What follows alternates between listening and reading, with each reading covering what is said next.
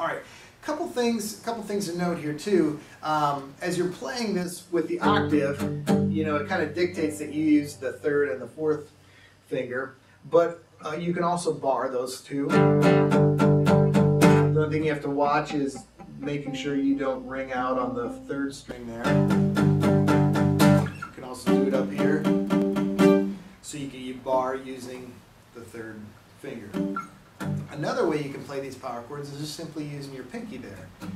And I used to think this was the lazy man's way to do it until I started doing it and realized it is the lazy man's way. It is easier. I like it.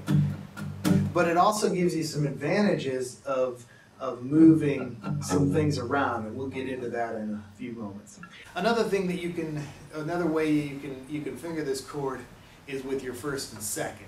Now, normally you wouldn't want to do that unless you're trying to show off like the spread that you have there, and but it does work well if you're doing like the Dave Matthews types second chords, that sort of thing.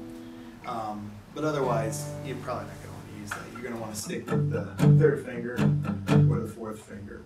Another variation of the power chord, which isn't a true power chord, but it's used in conjunction with a power chord, is what I call the first inversion power chord.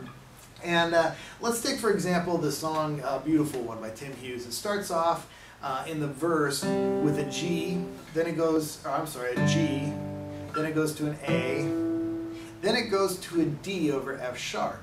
Now, or a D/F sharp. Now, if you do play that, it would be a D with an F sharp in the bass. So you can grab it like this. Some guys have nice long fingers that they can grab it with their thumb, grab that note down there. I don't have fingers like that. A lot of times I play it like this, that D over F sharp. And we'll get into that more as we talk about inversions. But the power chord version of this chord, this D over F sharp, is actually more of like a stretched out. So let's go to our G to start off just in reference here. So we're at our G power chord. And what we do is we just simply slide down this first finger. And so now we've got an F sharp in the bass and a D up here, which is two of the three chords in the D chord. And we've got our F sharp in the bass, just exactly what the song calls for there. And so it's going to sound like this: G, A, D over F sharp. And then it continues on the second half of the verse, G, A, and it goes to a B minor. Well, look at that. We're just playing the exact same power chord shape, and it's over top of a minor. So that's an example of the fact that you can just keep these power chord shapes over majors and minors.